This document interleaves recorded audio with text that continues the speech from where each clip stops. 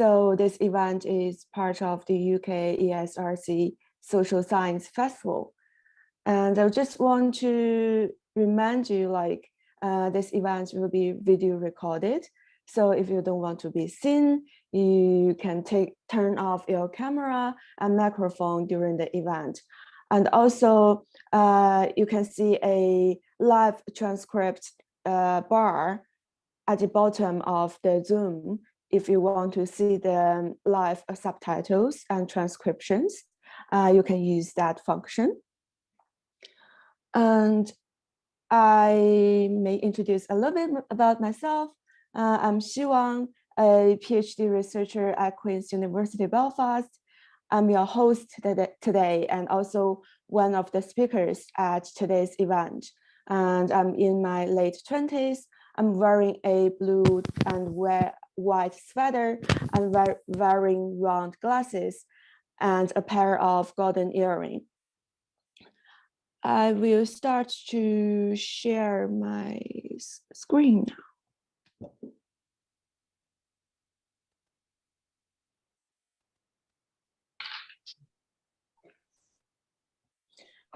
So I would like to first to provide you a little context for today's event. So COVID-19 and its long-term implications is causing museums to rethink how they deliver their experiences safely. So instead of a threat, can we see this as an opportunity to deliver more innovative approaches to the visitor experience in cultural venues? So in this event, we will consider current approaches museums are taking to attract visitors back safely and the challenges of finding alternative ways of providing engaged museum experiences. So we also ask how accessibility and inclusivity will be affected. So we have speakers from a range of national museums, art galleries, and a garden venue who are already thinking about the issues. So we will explore the ideas such as development of digital tools to support community curation of cultural heritage and multisensory approaches to enhance accessibility in museums and gardens. So we have 3 guest speakers today who are joining us: Lynn, Adam Stoneman, and Paul Helen. We also have Kevin Farron and Professor Danny Crooks in the meeting. So they will facilitate the Zoom meeting and may answer your questions about technologies for accessibility. So our first talk will be given by Lynn.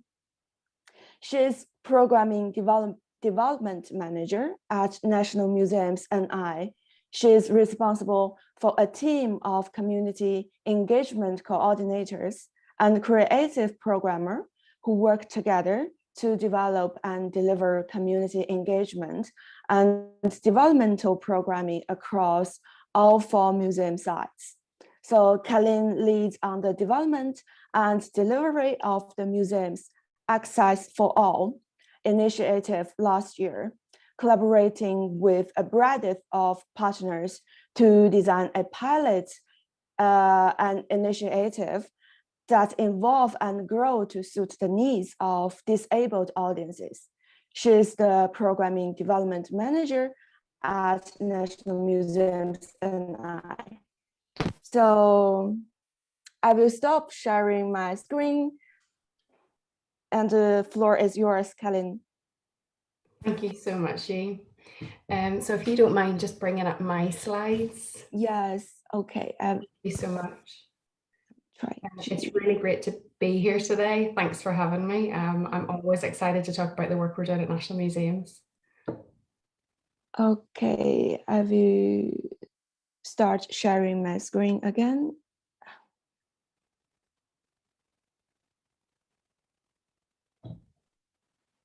Can you see it, Helen? I can, thank you. Okay, great. Thank you. So if you could change the slide, that would be great. Yes, just let me know when you need to change it. Thank you. So as you said, that my name is Helen Lynn, and I'm program development manager at National Museums NI. It'd be good if I remembered my own title.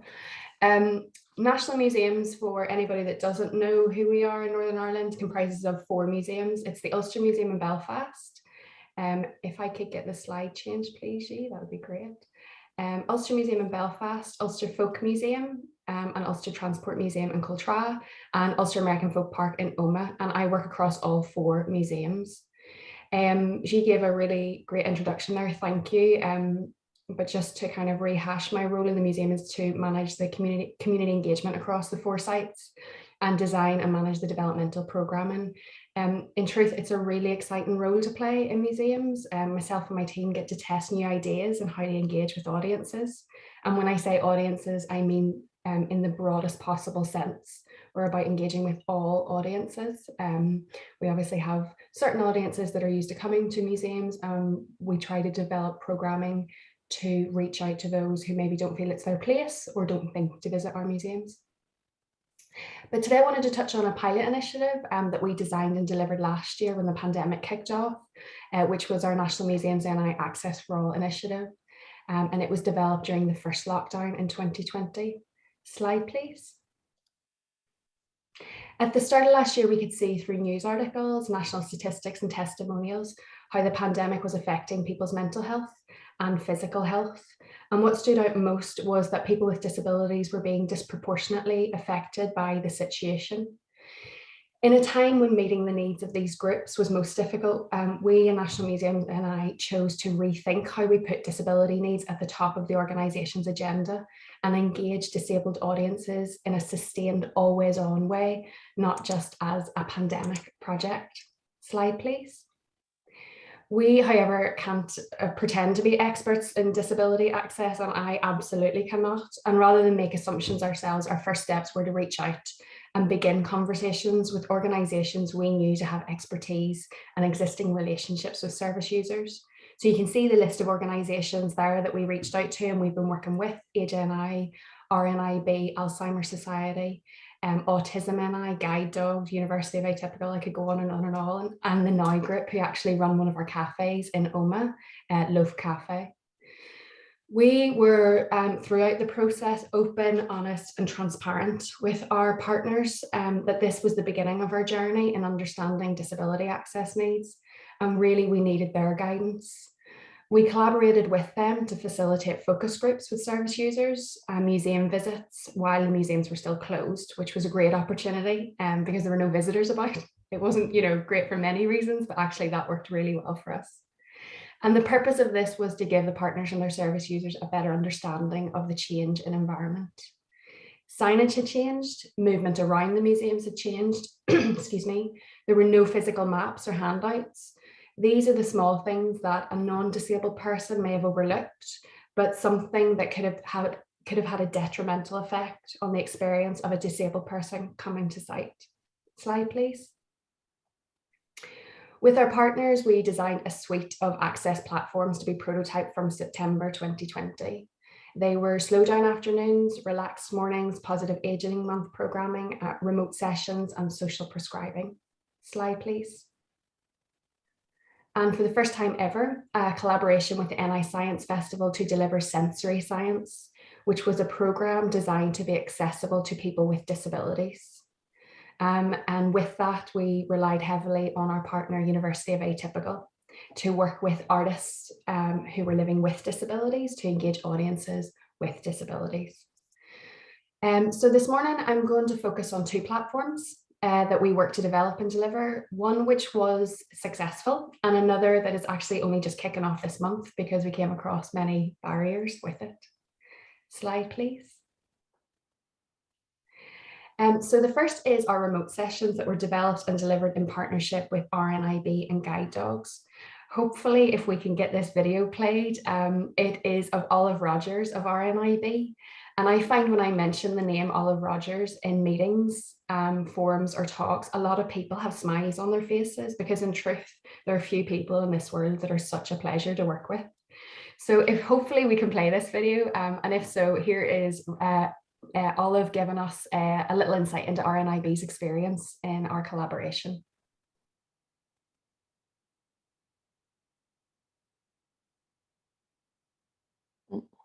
Wait a minute, I'm not sure.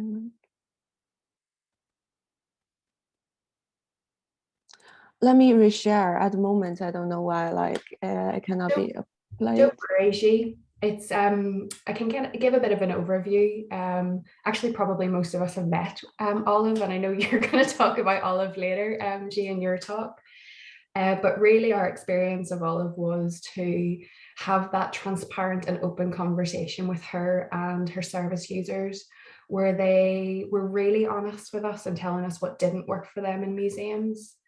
And as a result of the focus groups with RNIB and guide dogs, we developed a pilot program called Remote Sessions. Slide, please, Xi. Sorry, where's my mouse? It's technology. It's always fun.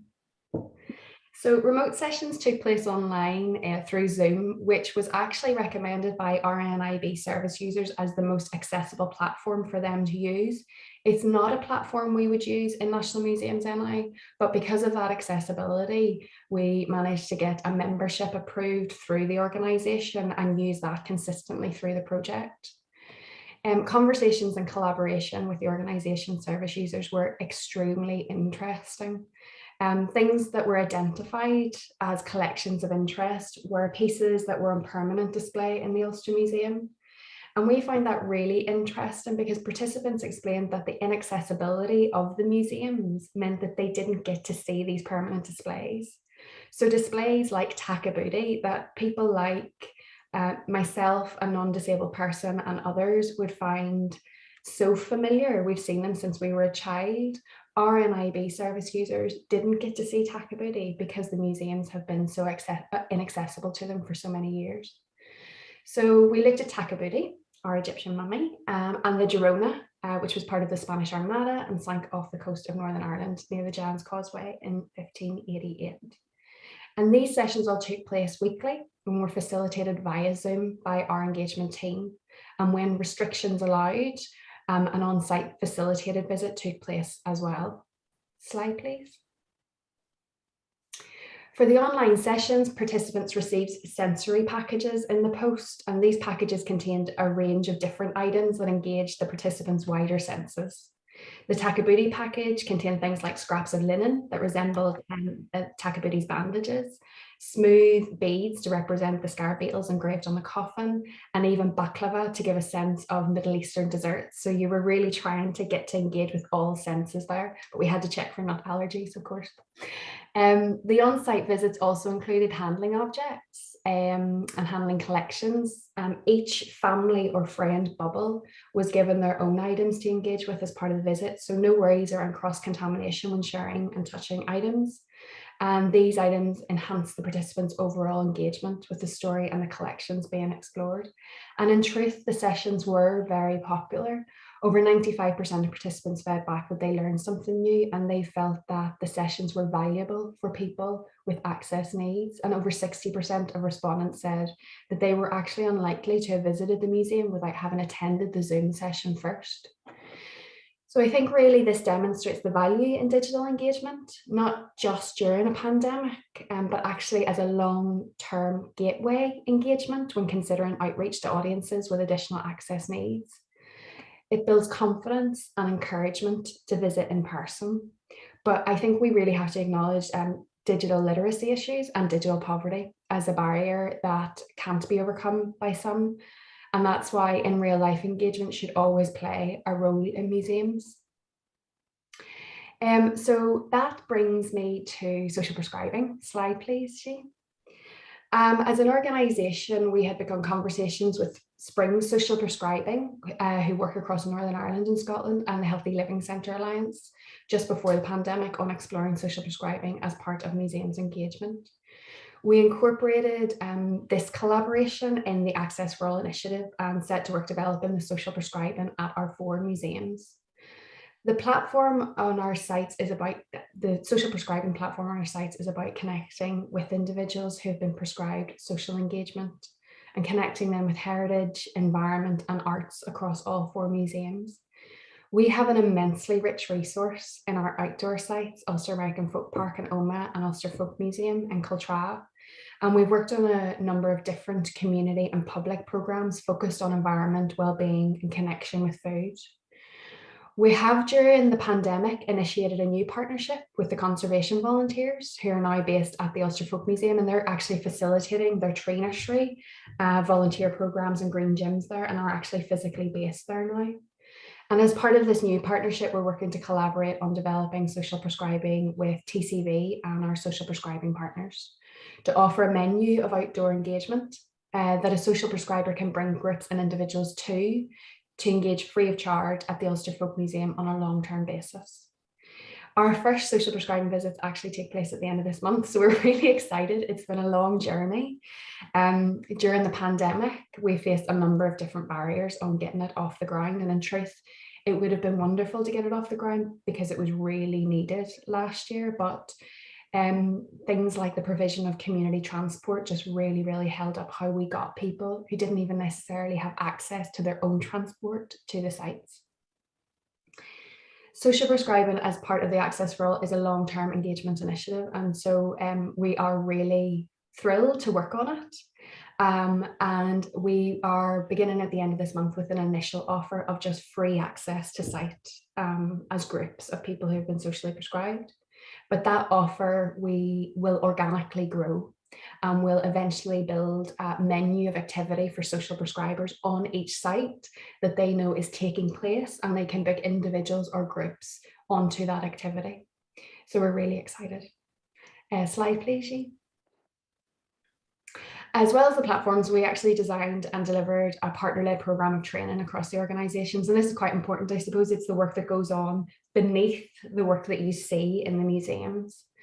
And we've plans to extend and expand the training across the organisation to all teams. So not just visitor-facing, visitor services, but also all of those teams that work in the background in a museum. And we've also created new signage across the sites for specific audiences. New hardware was installed for visitors with hearing loss, and pre-visit resources were also created for visitors to get a better sense of what their experience may be and alleviate any anxieties before their visit. So that's our social story there, and that's our signage. Slide, please. The Access platforms engage disabled audiences with our collections, yes. However, and maybe as importantly, they facilitated safe and welcoming space for people to engage with one another. This stimulated conversation. It encouraged people to visit a site or sign into a Zoom meeting or a certain talk at a certain time of the week and engage with someone they've seen before or chat to a complete stranger. The intention from the beginning was that this initiative is owned by our organisation. It's owned by everyone in the organisation, not just by one team. And it's our long-term ambition that this working and thinking around disability access becomes part of the fabric, part of the cultural working of our organisation, and really permeates all areas of our organisation, not just the visitor facing. Slide, please. The great news is, I always like to end on a positive, so I think it's all been positive, that I've never worked in an organisation where an initiative has been grasped so quickly and so completely organisation-wide. The initiative has been championed from the start by our executive and senior management team. And actually, in fact, our 4 openings, the reopening of our 4 museums in July last year was used as a platform to launch the Access for All. So you can see here our Chief Executive, Catherine Thompson, with our range of partners involved in the initiative when we opened our first museum after all of those lockdowns, the Ulster Museum. I believe it was around the 28th of July last year. So it was a big moment for the initiative, a big moment for the partners, and the museum saying that we support this. This is very much high on our agenda and our priority right now. Slide, please. Access has also been embedded in our new corporate strategy, 2021 to 2025. The strategy has 4 aims, and the first aim is that we will champion inclusion, diversity, and accessibility. And our business planning has specific activities to undertake that will drive this initiative forward. There's always more that can be done, but I feel that we've taken the opportunity that was presented to us with the first lockdown to take our first steps with incredible partnerships. And we've developed the incredible partnerships that we've developed, and I feel that we can continually improve. and always have fun testing new ways of working with and for people with disabilities. And that's just the last slide. Thank you so much. Thank you so much, Helen. Your talk really gave us insight, like how museums are endeavoring to make their venues accessible really for all. Like that's a very brilliant talk. And I just want to remind the audience, like if you have any questions, you can put it into the chat and we will address these questions after all the speakers have given their speech. So, sorry. I will end the slideshow on my part. Okay.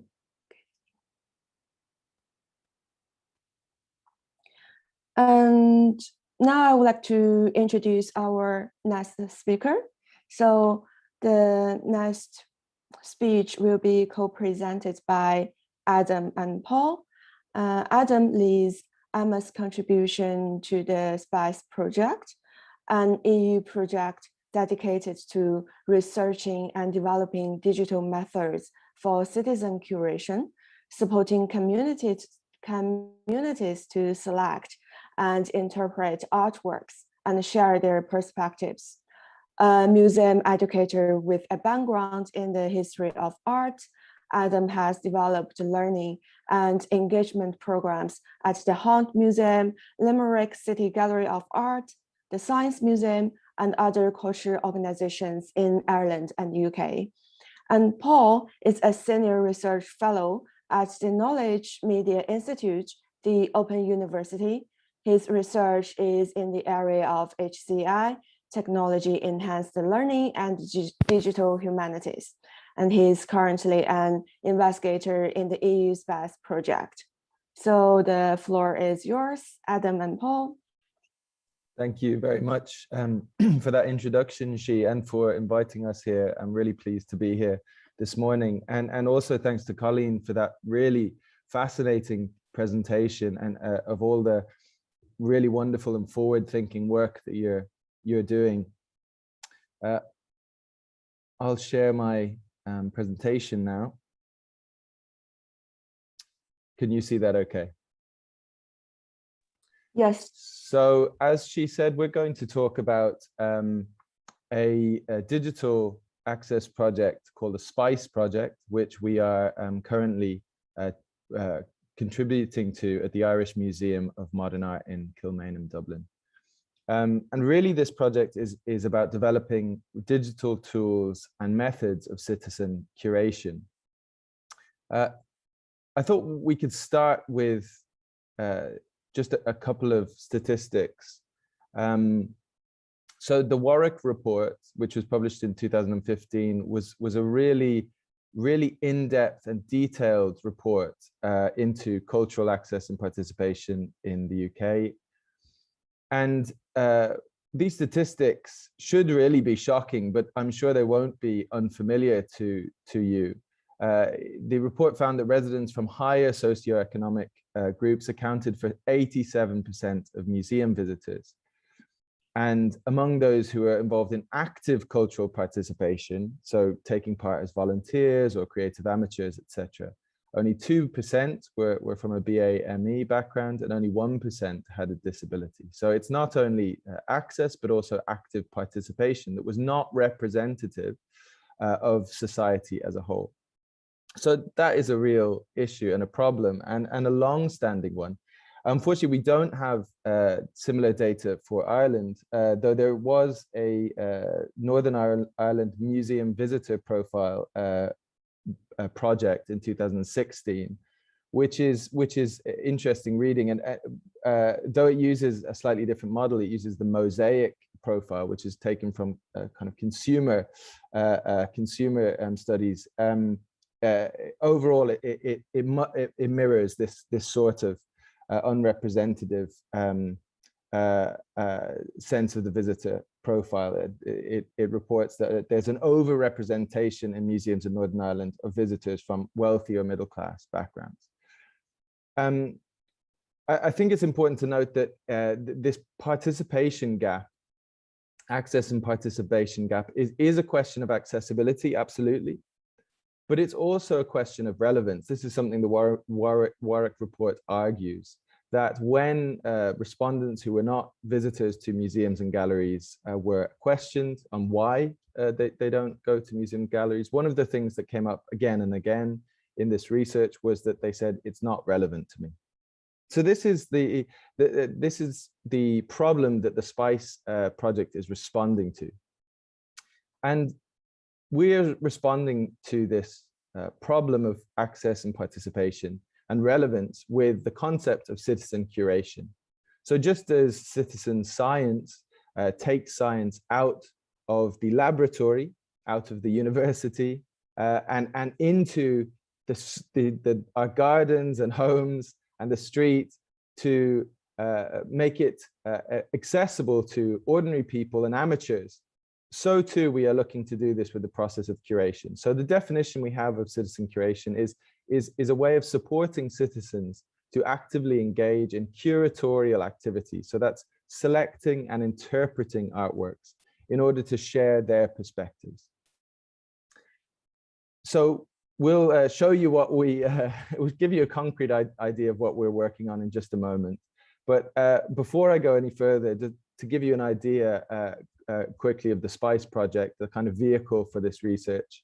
It's an EU Horizon 2020 funded project. We're about halfway through now, a year and a half in. And there are 15, there's a consortium of 15 partners, and that includes universities.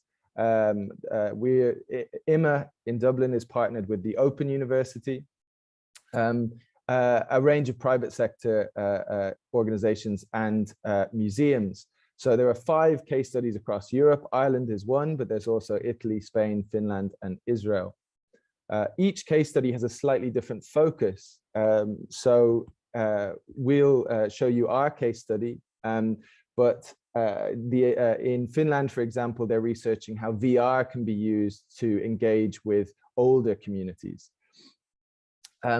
And in Spain, for example, they're researching how gamification can be used to bring in school children. So Open University, as I said, are technical partners and working with us on this. So we're going to now introduce what we're working on at the moment, developing this concept of citizen curation at IMA. So just to say at the start, a kind of background on the methodology, how we're approaching this. Slow looking, to those of you who might not be familiar with this term, is a paradigm of engagement with visual arts that is quite simple. It really is based around the principle that we need to spend time with artwork. We have found at IMA that it's a really good methodology for engaging with communities and visitors that might might not be regular visitors to the museum. And that's because slow looking really is based around the visitor's personal response in looking at an artwork. And there's no requirement or no assumption to bring any historical or contextual knowledge to bear on the artwork. It is merely about legitimizing and validating people's personal responses, which of course all of us have. We've had great success with slow looking. And in some ways, you can imagine that it goes against the grain of our digital mode of being, with distractions and pop-ups all the time. There's a sort of mindfulness that's required to spend time and slowly look at an image. However, interestingly and perhaps surprisingly, we have found it worked really well online. And you can see here in this picture, this was a Irish language slow looking video that was released on St. Patrick's Day last year.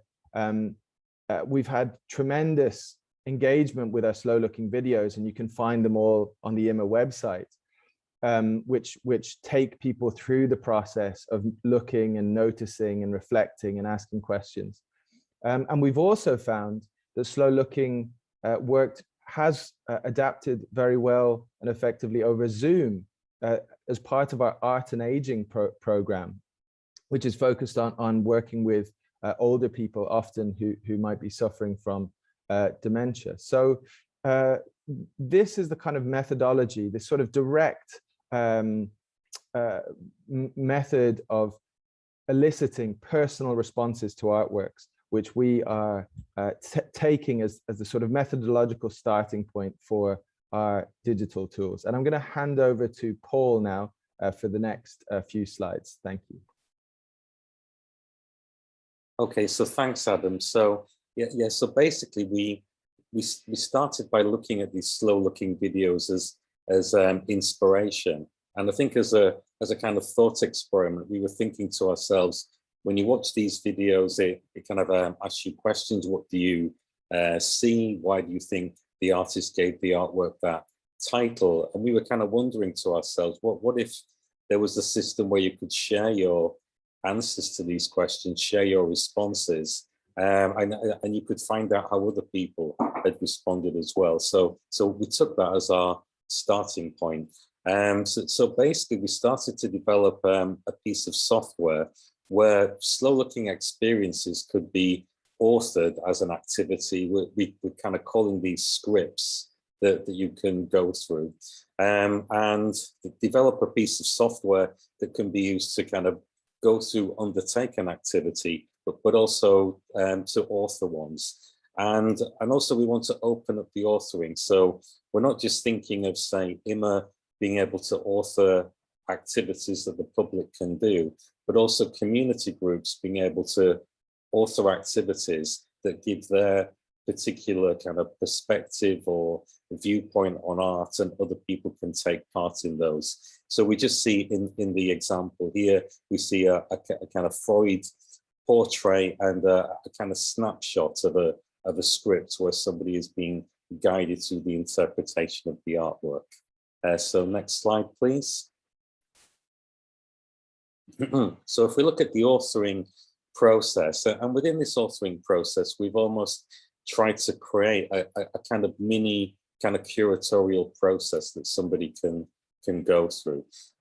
So we'd imagine a kind of first stage of selecting artworks.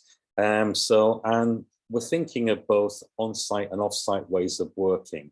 So using the software, you can kind of search the IMA collection, find artworks, and then you can add them to your own mini collection that you can use inside your scripts.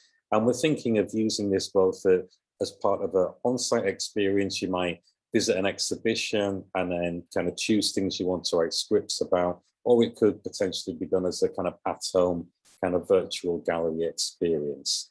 So you'd first start by choosing those artworks that you wanted to work with in your scripts. So next slide.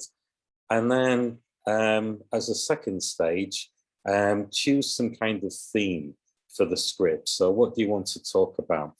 And what we've been trying to promote is the idea of themes that are kind of quite universal and can basically apply to anybody, no matter what your kind of background, culture, experience. Everybody has, I don't know, thoughts about family or fear or emotions or stories or the importance of the past. So we want to try and pull on these themes that basically kind of interconnect us, that we all have some shared experience of. Next slide, please. And then basically we have a sort of simple web-based interface where somebody can then make a script that sort of guides somebody through the interpretation of an artwork. And basically the script has two main types of stages within it. It's basically a set of stages that you go through. There'd be a kind of welcome and thank you stage at sort of either end of the script. But inside that, there's basically stages that give you some kind of context. So the script author is giving you some information or their perspective or their viewpoint on something.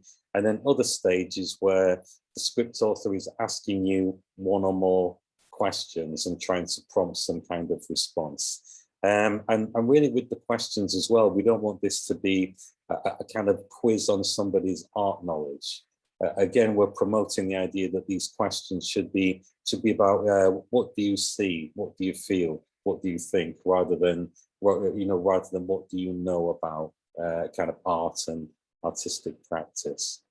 So next slide, please. And then once the script has been written, it can be launched, and then somebody can work through it. And again, here's a sort of example of the kinds of questions and prompts that we're thinking about. So there's an artwork here called Shelter, and a script might guide somebody through initially what they see and those more immediate responses to the artwork, and then lead them out into kind of broader questions. So whose responsibility is it to provide shelter? Is it the kind of state or the family? So drawing in those kind of wider opinions. And then when somebody has completed a script, that we have another page where you can go to see other people's responses. And what the software does is it takes all the questions and answers that somebody's been through in their scripts and turns it into a kind of mini interview. Now, you can do the scripts anonymously, or you can log in and kind of add your name to them. So then your script responses are published as mini interviews, and somebody can like them. And I think within keeping with our philosophy, you can like as many times as you want, but you can't dislike. That isn't the kind of thing we want to promote. So next slide, please. And over to you. Thank you. Thanks, Paul. So that's an idea of the kind of digital tool that we're developing. But I want to just talk now about the communities that we're working with to, in a really responsive way, and to collaborate with to further develop this from this initial prototype. So here in Dublin, we're working with communities that are underrepresented, and that includes a group, Black and Irish, who you could imagine have a very, that's a group of Black and mixed race Irish people who have come together to foreground and showcase the experiences, the successes and struggles of the Black and Irish community. And you can imagine a group like that has a very strong sense of identity. So we're really interested actually in how they use these tools and what kind of activity could come out of it. But we're also working with healthcare workers at the local hospital, St. James's. That's a very different kind of community. Of course, it's a community that's brought together by a shared line of work. Nevertheless, we're really interested actually what kind of perspectives are shared here, and particularly given the context. I think the perspectives of nurses and healthcare workers, it seems so important to be able to capture them and share them at this moment in time, at this moment in history. Other groups we're working with include asylum seekers as part of a project with Dublin City University, those living in direct provision, young people living with lifelong illnesses. Both of those groups have very immediate physical access barriers to museums. And the digital nature of our project, we hope can actually open up possibilities for access, of course, by providing remote access to IMA's digital collection. So over the next few months, we're really excited to work with these communities to see how these our tools that we're developing can be useful in sharing perspectives.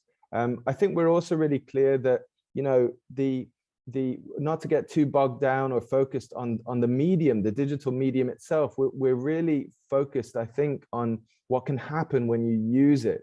So we're interested in actually what might happen if you create an activity using these digital tools. It could be used to respond by other communities to respond to, but then that could be translated into something beyond that. It could go further. It could be showcased as a physical museum or a virtual exhibition, or a podcast or a video. So I think we're quite clear that this is about a process of articulating and curating cultural heritage that could go in any number of exciting directions.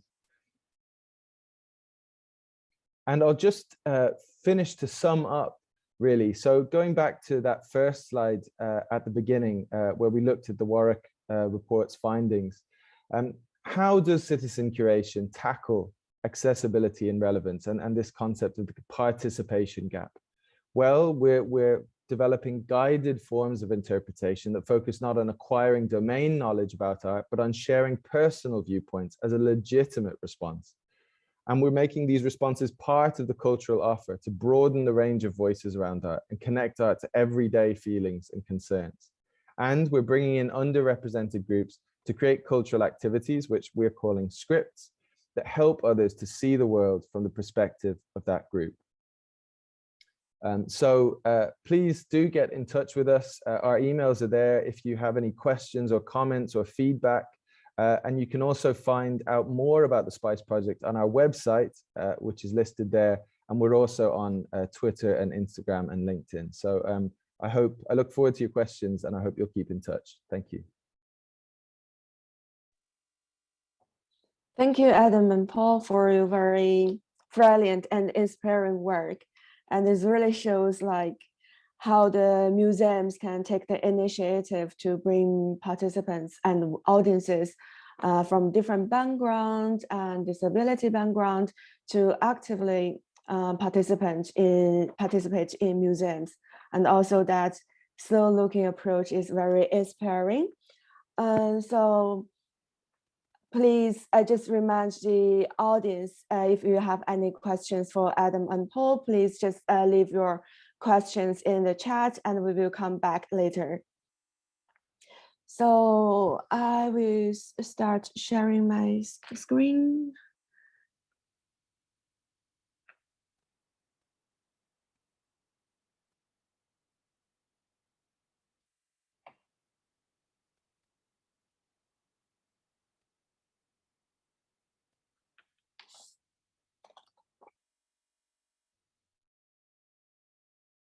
Okay. Hopefully you can see my slides now.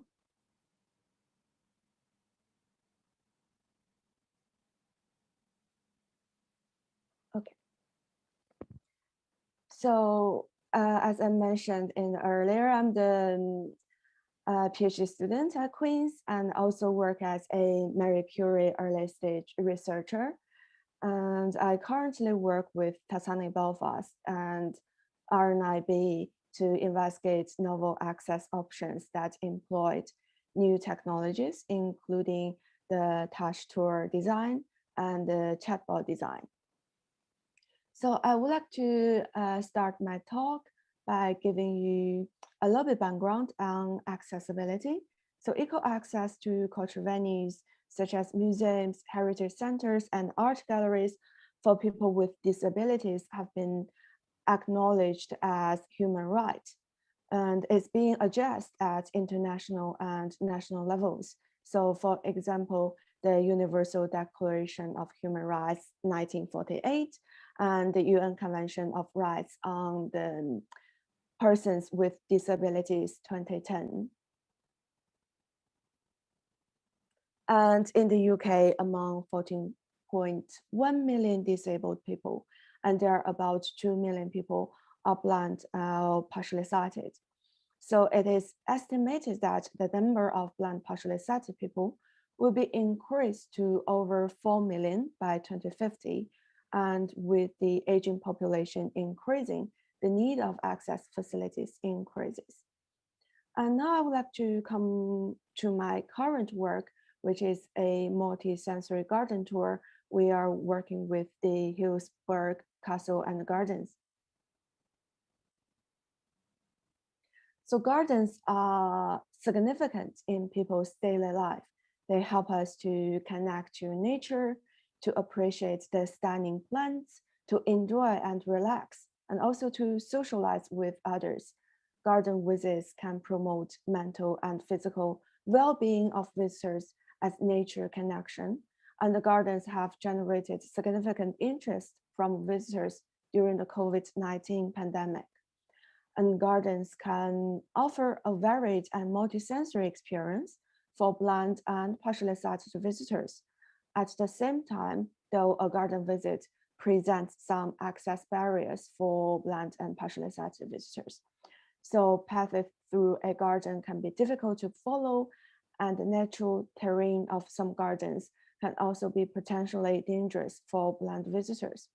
So in this presentation, I will present some moments from a visit for two partially sighted visitors to Hillsborough Castle and Gardens, and it shows how they can use their senses to experience the plants, the spaces by touching, smelling, listening, and even tasting.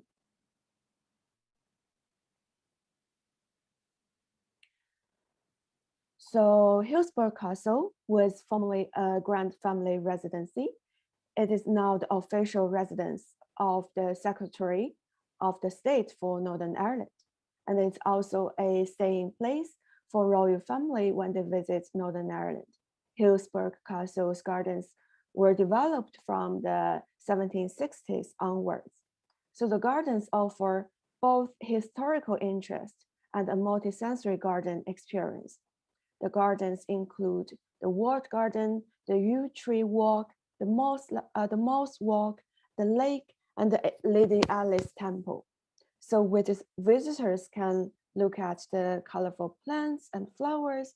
They can listen to the fortune, the waterfalls, and different birds' songs. They can feel the different textures and leaves, and feel the bug hotel, and smell the herbs and roses, and maybe can even taste some herbs and fruits.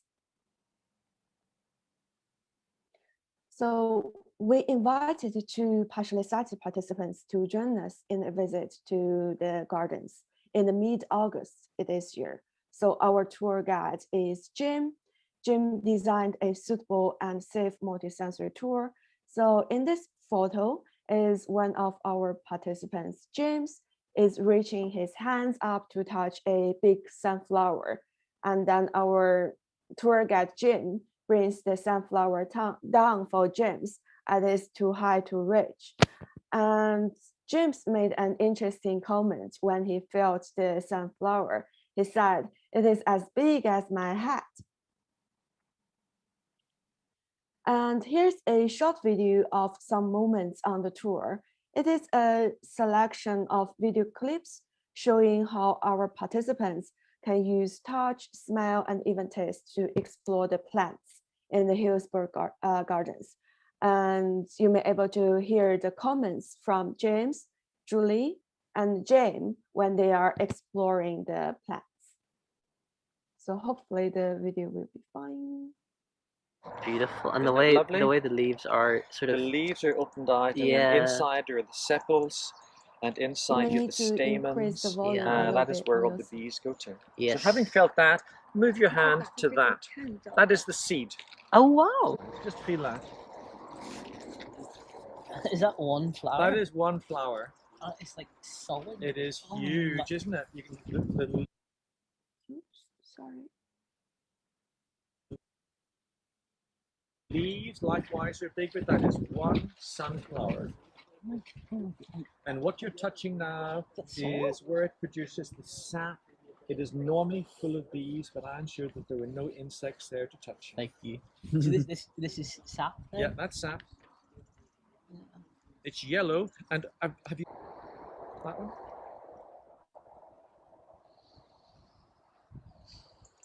Anything yet? Very soft. Okay, this here might be a little bit more pungent. Let me see. Eat it, whatever you would like. I never realized it smelled. Yeah, see, it's absolutely fresh here in this garden. Well, that one's rosemary. Yeah. And that's thyme, variegated thyme. And that is purple sage.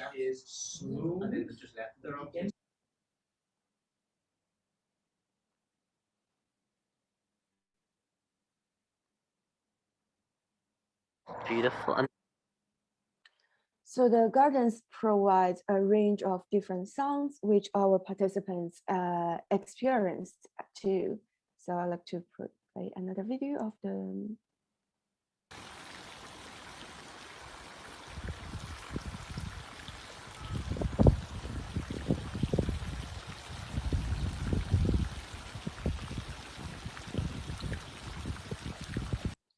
So this is the fountain at the center of the garden. And this is also a small river which flows through the gardens. It has a waterfall. This generates different sounds. And there was also one part of the garden where the birds gathering and singing. The tour guide got James to try to identify different birds based on their bird song.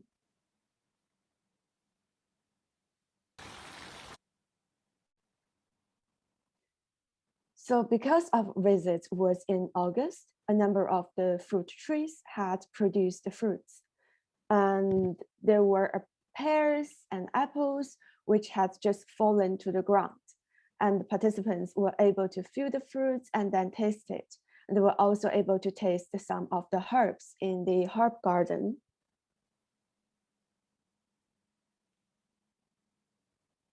So in one part of the garden, there was a strange plant which has very large leaves on the right of this picture. So these leaves were actually dangerous to touch. The bank of the leaves have sharp needles, and the tour guide described the leaves and warned the danger. He then set a challenge to the participants to see if they were willing to feel the safe side of the leaves. And they touch it and they enjoy the fact they have stepped out to their comfort zone to touch it. And after the tour, we got participants to talk about their experience. This highlights many of the benefits a garden tour for blind partially sighted visitors, and some of the observations were unexpected. It turned out that the smells were effective in reminding the blind partially sighted visitors of time earlier in their life. They made them want to share with the tour guide times in their life which the smell reminded them of. Then this led them to share something of their life story with the garden. And there was a very good point when we kind of exchange our stories to each other. And at points, there may be some sense of risk and danger, such as touching these large leaves, and also the paths can be dangerous to some extent. So our guide Jim was sensitive to the possible fears and was able to encourage our participants to gently and subtly to try the experience. So one overall lasting impact on visitors was to make everyone like more observant and perceptive about the natural world around us. So flowers and plants were no longer things that people missed out on, like they have texture, smell, and currently taste. And one of my own observations was the importance of having a skilled and empathetic guide to lead the tour. Garden visits can be universally accessible. They offer the chance to stimulate a wide range of our senses, and gardens have the potential to give an inclusive, enjoyable, emotional, engaging, and memorable visiting experience for all visitors. And our next step, what we would like to look at, and which is connected to my own research project, is to design a virtual guide that maybe could be, or maybe not, delivered by a similar experiences for our blind partially sighted visitors via a smart app. And we currently develop a prototype in collaboration with Titanic Belfast. And here's a very short demo video about it.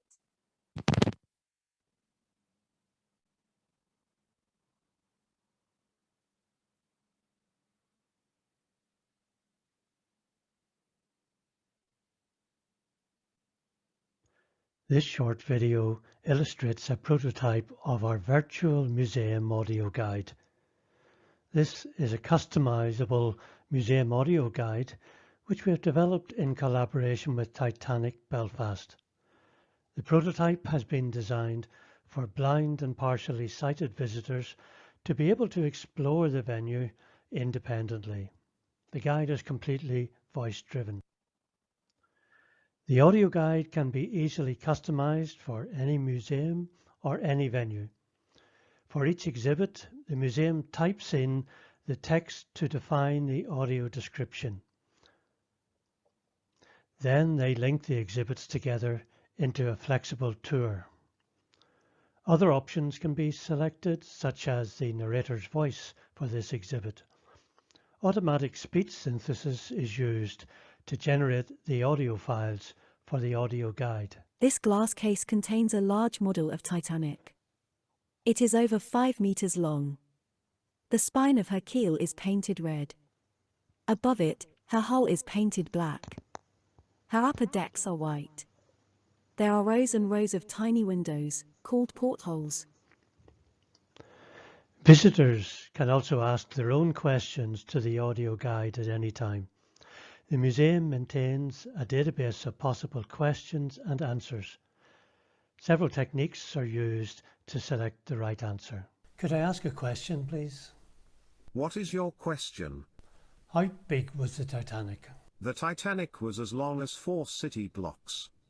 That's 882 feet, or 269 meters. It was as wide as a 4-lane highway, that's 92 feet, or 28 meters. Its 9 decks made it as tall as an 11-story building. Background sound effects can be added for greater emotional engagement, and navigation instructions are given automatically, depending on what technologies are available. For deaf visitors, the audio description could be automatically displayed on their mobile device, along with background images or video clips.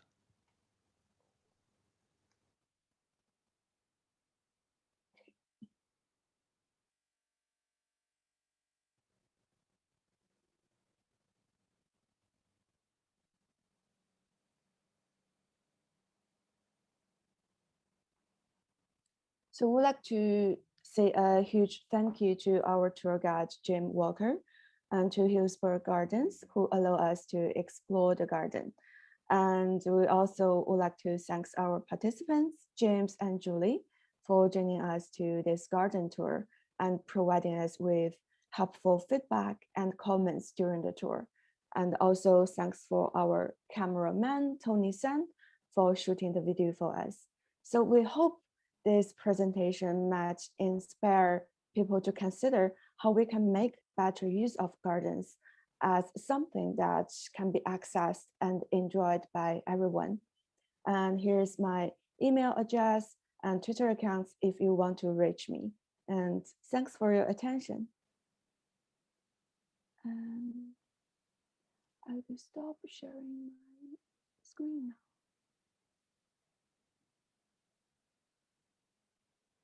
So I would like to take this opportunity to thank our guest speakers and also our audience who have joined us today.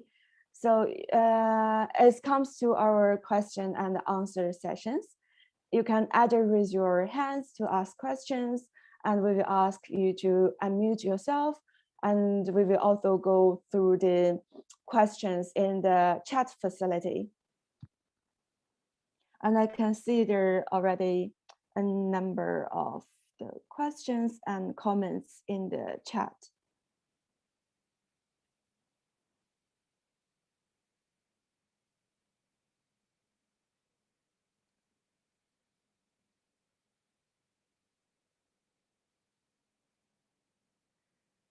Let me see.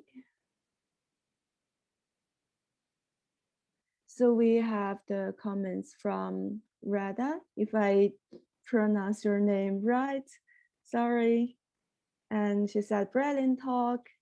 Helen, as a disabled person, your work is extremely important. And we have Sarah said, excellent initiative, Helen. It's great to see Northern Ireland national museums and I recognizing accessibility as part of their strategy planning. Also, as someone who has worked with Olive, I can confirm that she's great. And also Rada says, often experience physical barriers to accessing many spaces, culture, but also green outdoor spaces. That's true. And also, I think she provided a web link you can visit. This is about the her organization, Exercise for All Wells.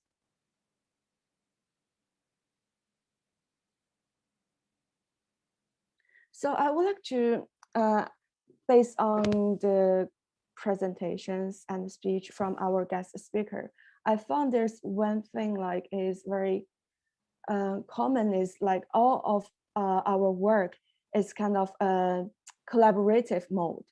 So, and I see the importance, like how important it could be to bring different stakeholders and participants and users, different expertise and also disciplines to this whole project. And I would like to invite our speakers maybe to talk about like maybe the tips for other organizations, like how can kind of you deliver this collaborative working mode, and what is the challenges you may found during this collaborative work too. So who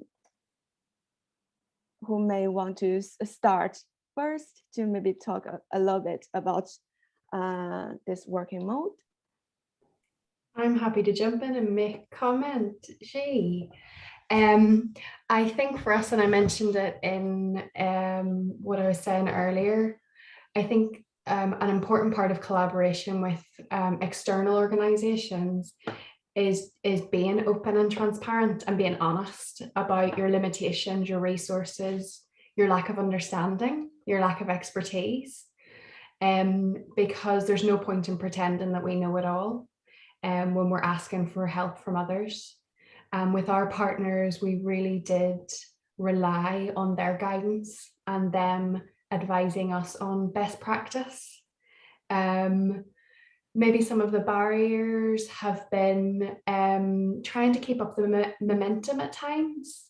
I feel like I have to keep reminding myself that this is a long-term process and I can't fix everything all at once. I suppose it's about managing expectations and ensuring that you communicate that as well as reminding yourself that you can't fix everything at once. But so I think if you know are clear about your ambitions and the expectations that yourselves and your partners have, and have that open and honest communication, you can really start to develop long-term partnerships that aren't just for one-off initiatives, that are actually going to impact audiences and change an organization over time. Exactly, that's so true. And what about Adam and Paul? Sure, yeah, I can jump in if that's okay, just with a quick comment, because I think that I would echo everything that Colleen said, absolutely. I think that that the co-creation, co-production, co-design are very tempting to use in this sector. Now in museums, we just like to drop them into our grant funding applications, and we like to use that jargon because it does sound very nice. However, it is very hard to do it properly, I think. And I've dropped into the chat an event on the 8th of December at the Irish Museums Association, where they're kind of opening up the idea of community co-creation. So that should be an interesting discussion. But from my perspective, I think one of the key things is that you can't go into these processes without the resources, you know, and that's giving it the time that it deserves and the time that it needs, and it always will need more time if you're working in this collaborative way, and the money actually. You know, you have to put your money where your mouth is with this stuff, you know. for example, a project that wasn't directly involved at National Gallery of Ireland brought people living in direct provision in to co-create an exhibition. And the costs, were much more than initially envisaged, because you have to follow what the group wants to do, and they are leading, in terms of those decisions. So I think it needs time, and I think it needs budgets. And the other thing I'd say, something we're doing with the SPICE project, where we're working with asylum seekers, is this acknowledgement of the power dynamics is obviously extremely key. And with myself, and working in museums, that institutional power that we have, not to speak of the kind of power dynamics of being white and male and middle class and so on. Recognizing them. And I think what we're doing with working with asylum seekers is this reciprocity. So rather than saying, hi, asylum seekers, we're going to help you engage with the museum, that's a very unequal power dynamic that might not actually lead to the best result. What we're actually doing, working with Dublin City University, is we're actually taking a group that is half made up of people from direct provision and half made up of student and staffs from Dublin City University. And that's one group. And as our group, they engage together.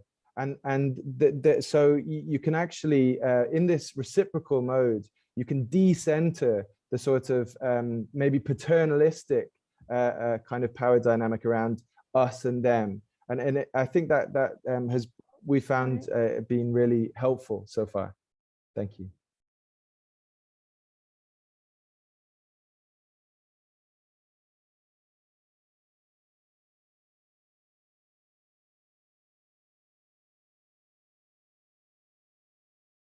Oh, sorry, I think I mute myself.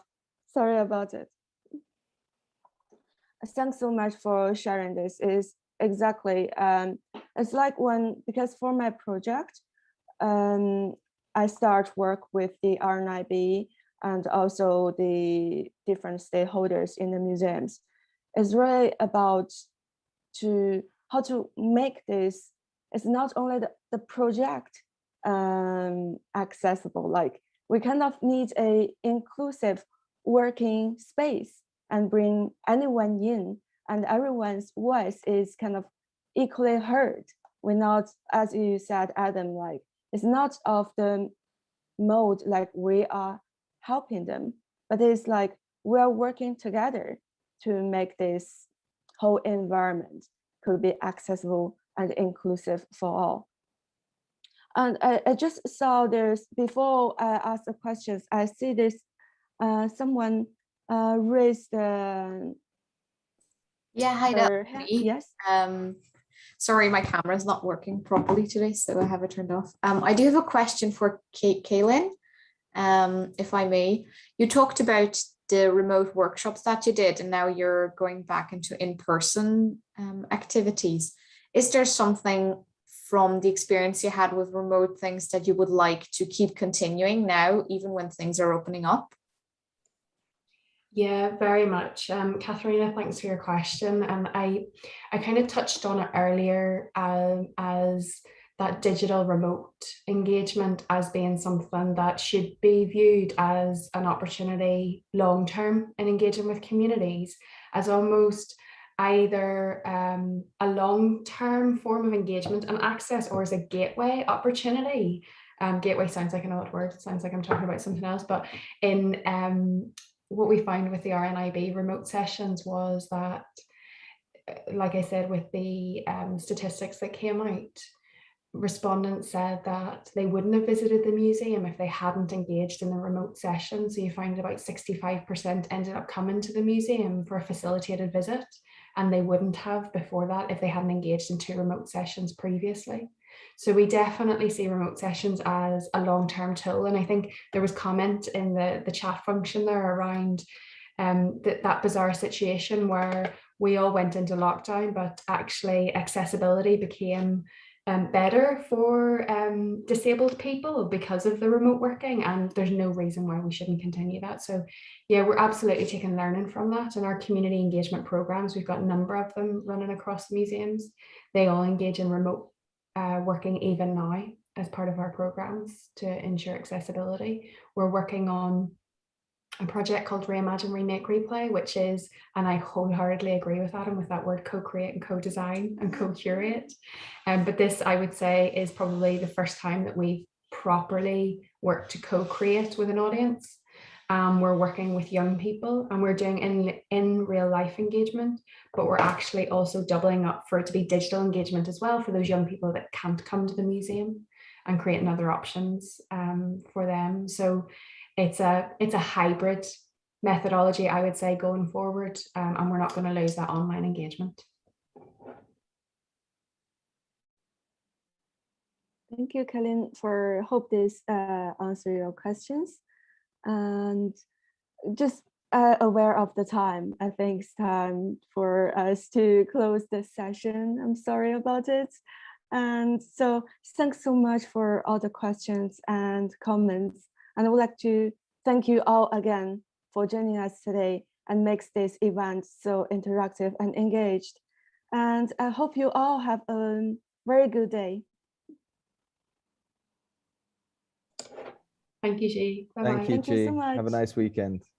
You too.